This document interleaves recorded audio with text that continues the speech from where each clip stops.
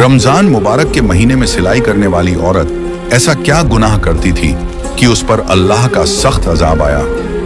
प्यारे दोस्तों, आज आपके लिए एक ऐसा वाकया लेकर आया हूं जिसे जानकर आपके रोंगटे खड़े हो जाएंगे और आप तौबा करने पर मजबूर हो जाएंगे। दोस्तों, आखिर सिलाई करने वाली एक आम सी लड़की रमजान में ऐसा क्या गुनाह करती थी जिसकी वजह से उसके ऊपर मरने के बाद सख्त अजाब आया। आखिर उसका कौन सा गुनाह उसके लिए अजाब की शक्ल इख्तियार कर गया। मैं आज आपको इस वीडियो में इसके बारे में पूरी तफसील से बताऊंगा। पूरी कहानी को जानने के लिए आप वीडियो को आखिर तक जरूर देखें। नाजरीन, कहा जाता है एक गांव में यास्मीन नाम की एक औरत रहा करती थी। वह काफी गरीब थी और उसके हालात भी बहुत खराब थे।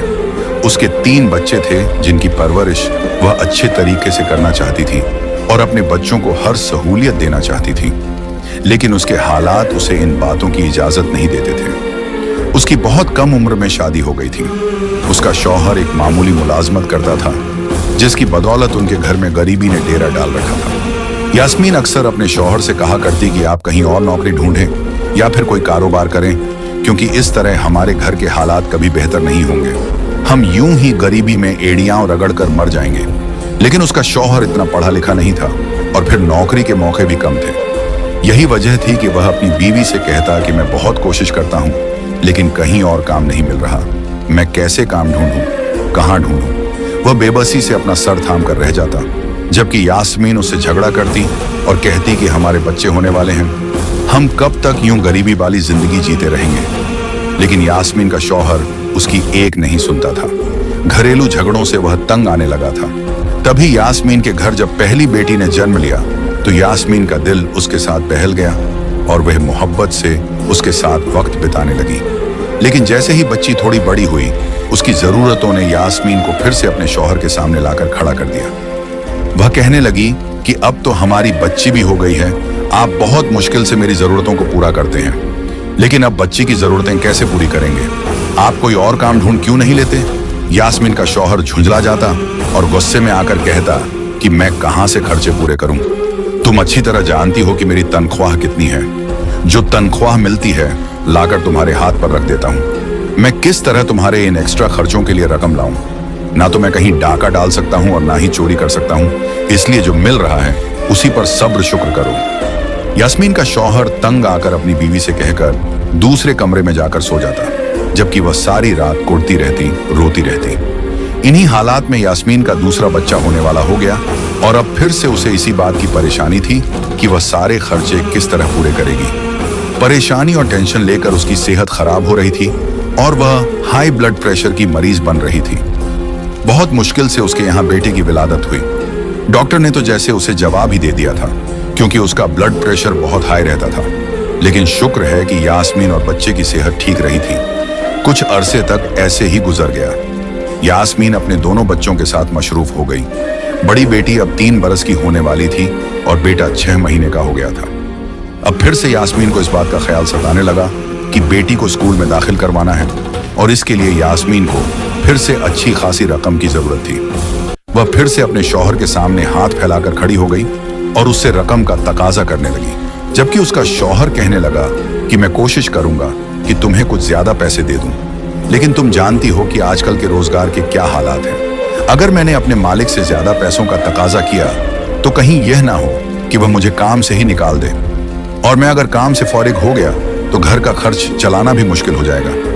यह सुनकर यास्मीन अपना दिल मारकर बैठ गई। लेकिन उसके दिल में इस बात की बहुत आरजू थी कि वह अपने बच्चों के लिए कुछ करे, उनको बेहतर जिंदगी देने के लिए और अच्छा खाना खिलाने के लिए उसे भी कुछ करना चाहिए। यही सोच सोचकर यास्मीन परेशान होती रहती, लेकिन उसकी समझ में कुछ नहीं आता था। इन्हीं दिनों में यास्मीन के मोहल्ले में एक औरत किराए पर रहने के लिए आई। वह यास्मीन से 2 घर छोड़कर ही रहती थी। वह बेवा औरत थी। इस औरत के 2 बच्चे थे और शौहर के इंतकाल के बाद वह अकेले जिंदगी गुजार रही थी। यास्मीन की उससे आते जाते सलाम दुआ हो गई और तब उसे पता चला कि वह औरत घर पर कपड़े सिलाई करती है और इसी से अपनी गुजर बसर करती है। उस औरत का नाम सकीना था। यास्मीन को यह काम बड़ा आसान लगा और उसके दिल में भी ख्याल आया कि उसे भी अपने हालात बदलने के लिए लोगों के कपड़े सिलाई करने चाहिए। इस तरह शायद उसके बच्चे भी बेहतर जिंदगी गुजार सकें। यही सोचकर यास्मीन ने सकीना से बात की और कहा, मुझे भी सिलाई सिखा दें। मैं चाहती हूँ कि मेरे हालात भी बेहतर हो जाएं। मेरे शौहर की कमाई में मेरा गुजारा नहीं होता, जिसकी वजह से मैं बहुत सारी चीजों के ऊपर अपना दिल मारकर बैठ जाती हूँ। मेरे बच्चों को अच्छे कपड़े नहीं मिलते, उन्हें अच्छा खाने को नहीं मिलता। मैं बहुत परेशान होती हूँ। आप अगर मुझे भी सिलाई सिखा देंगी तो मेहरबानी होगी, शायद इस तरह मेरी भी मुश्किल आसान हो जाए। यास्मीन ने जब सकीना से दरख्वास्त की तो सकीना ने फौरन रजामंदी दे दी और कहने लगी, अरे ये तो कोई मुश्किल बात नहीं है, तुम रोज मेरे पास आया करो। मुझे पूरी उम्मीद है कि तुम जल्द ही यह काम सीख लोगी। और यूं यास्मीन ने सकीना के पास जाना शुरू कर दिया। वह रोजाना बच्चों को स्कूल भेजकर सकीना के पास आ जाती। सकीना के बच्चे भी स्कूल चले जाते थे और वे दोनों बैठकर कपड़े सिलाई करती।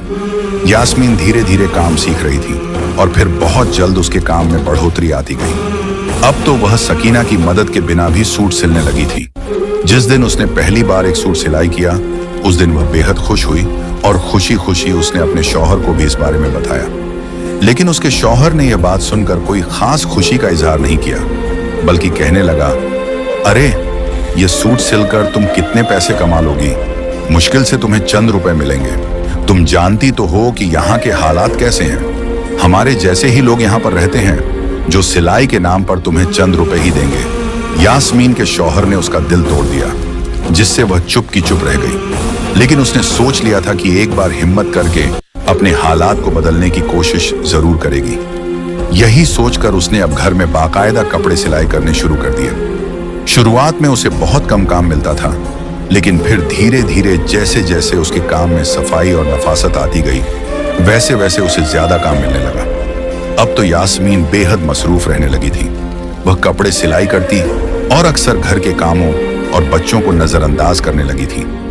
इसी दौरान वह तीसरी बार हामिला हो गई और उसकी तबीयत काफी खराब सी रहने लगी। लेकिन इस दौरान भी यास्मीन ने सिलाई का काम नहीं छोड़ा, बल्कि वह लगातार कपड़े सिलती रहती और बच्चों को नजरअंदाज करके अपने काम में लगी रहती। तीसरी बार यास्मीन के यहाँ फिर से एक बेटी ने जन्म लिया और अब यास्मीन बहुत ज्यादा कमजोर हो चुकी थी, लेकिन इस दौरान भी उसने कपड़े सिलना नहीं छोड़ा। यास्मीन की बड़ी बेटी अब बड़ी हो रही थी। बड़े दोनों बच्चे तो स्कूल जाते थे और उनके सारे खर्च यास्मीन ही उठा रही थी, जबकि उसके शौहर की मामूली सी तनख्वाह में घर का 2 वक्त का खाना पूरा करना ही बहुत बड़ा काम था। सकीना अब यहाँ से जा चुकी थी, क्योंकि इस घर का किराया बढ़ चुका था और सकीना इतना किराया नहीं दे सकती थी। इसलिए उसने कहीं और एक सस्ता घर किराए पर ले लिया। यास्मीन ने दिन रात मेहनत मजदूरी करके, लोगों के कपड़े सिलाई करके और कस्तें डालकर एक छोटा सा प्लॉट खरीद लिया था। उसका इरादा था कि जल्द ही इस पर एक घर तामीर किया जाए, क्योंकि वह किराए के घर से तंग आ चुकी थी और अब इस झंझट से निजात पाना चाहती थी। चूंकि उसके बच्चे बड़े हो रहे थे, उनके खर्चे भी उसी हिसाब से बढ़ रहे थे। यास्मीन की आंखों पर अब चश्मा लग चुकी थी और वह पहले से कमजोर हो गई थी। उसे अपने शौहर से कोई लगाव नहीं रहा था। उसका शौहर भी मेहनत और मजदूरी करके रात को थका हुआ आता था और यास्मीन की थोड़ी सी तवज्जो के लिए तरसता था। इसी दौरान रमजान के रोजे शुरू हो चुके थे और तभी एक दिन न जाने क्या हुआ कि यास्मीन की हालत बिगड़ने लगी। उसका सांस उखड़ने लगा था और वह बेहद कमजोरी महसूस कर रही थी। यास्मीन ने अपनी तबीयत को नजरअंदाज किया और मशीन पर बैठकर कपड़े सिलती रही, लेकिन कुछ ही देर गुजरी थी कि वह बेचैनी से अपने सीने को मलने लगी। ऐसा लग रहा था जैसे कोई भारी बोझ उसके सीने पर रखा है। उसने अपने सीने पर दबाव महसूस किया तो एकदम घबराकर उठी और पानी पीने के लिए किचन की तरफ गई। उसके तीनों बच्चे अंदर कमरे में सो रहे थे, क्योंकि उन्हें सुबह सहरी के लिए उठना था, जबकि यास्मीन सहरी तक जागती रहती थी और कपड़े सिलती रहती थी। उस वक्त जब वह किचन में आई तो पानी का गिलास हाथ में उठाया और जैसे ही होंठों से लगाया, अचानक उसके हाथों से जान निकल गई और वह जमीन पर गिर पड़ी। न जाने कितनी देर तक वह इसी हालत में पड़ी रही। जब उसके शौहर की आंख खुली तो वह पानी पीने के लिए किचन में आया और वहां यास्मीन को जमीन पर पड़ा देख घबरा गया। उसने यास्मीन को हिलाया डुलाया और आवाजें देने लगा, लेकिन यास्मीन की रूह पहले ही अपने आखिरी सफर पर रवाना हो चुकी थी। यास्मीन का शौहर बेहद परेशान हो गया।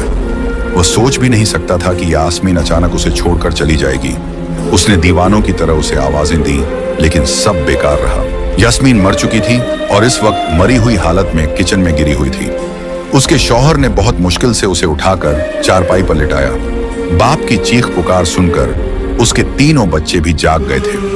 उन्हें तो इस बात की खबर ही नहीं थी कि उनका कितना बड़ा नुकसान हो गया है।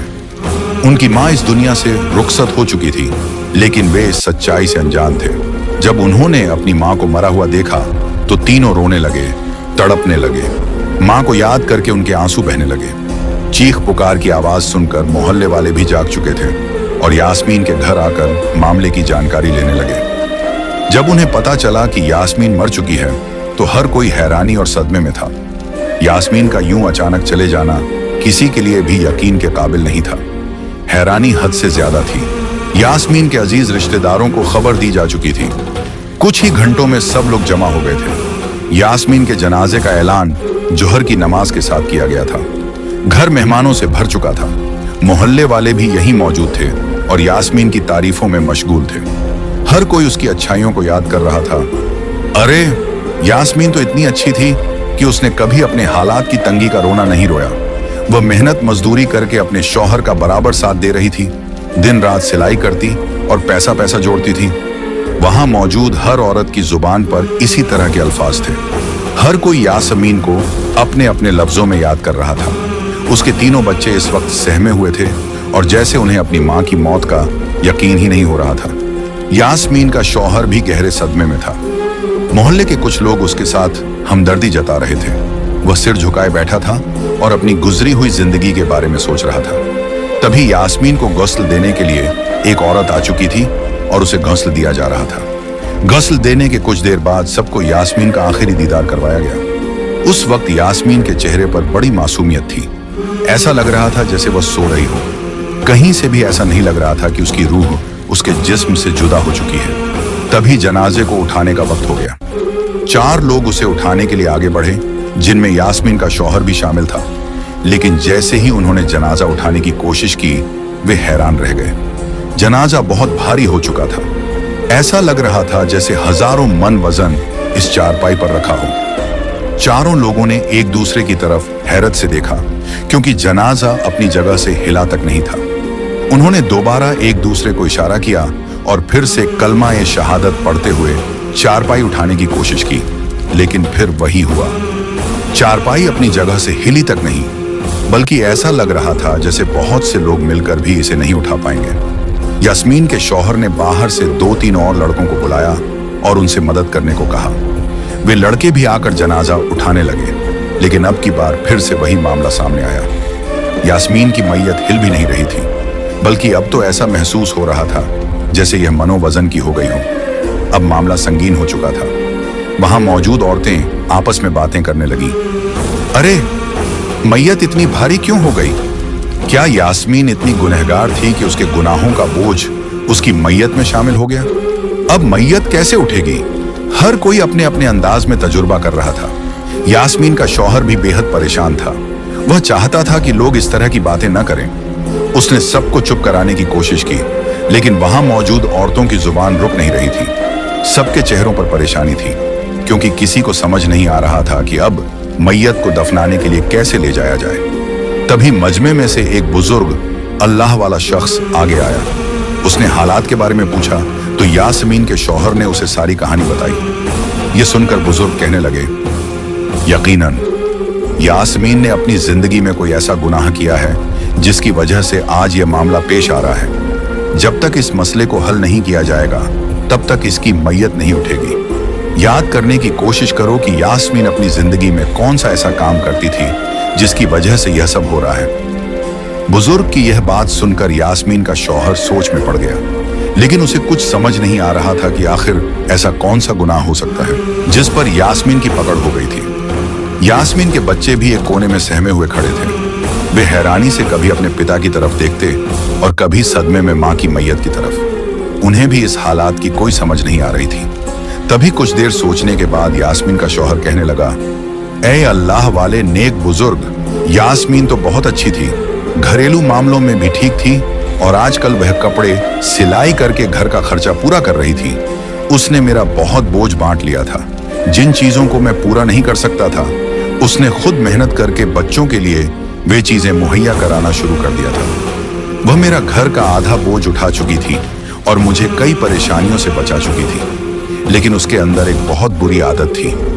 जब वह सिलाई करने बैठती थी तो फिर अगर मैं उसे पुकारता या अपनी किसी जरूरत के लिए उसे कोई काम कहता तो वह सुनती ही नहीं थी।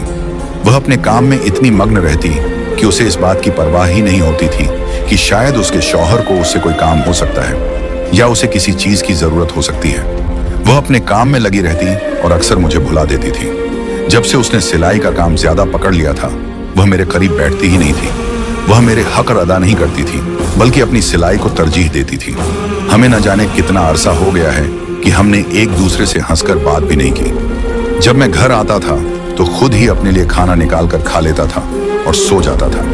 मैं उसका इंतजार करता रहता, लेकिन वह मेरे पास आती ही नहीं थी।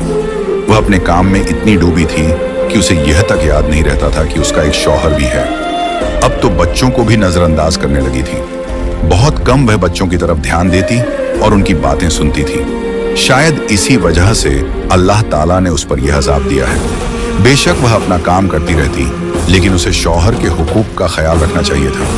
वह अपने शौहर के हक का पूरी तरह भुला चुकी थी और अपने काम को ही सब कुछ बना लिया था। यास्मीन के शौहर की ये बातें सुनकर वहां मौजूद कई औरतें आपस में एक दूसरे से नजरें चुराने लगीं।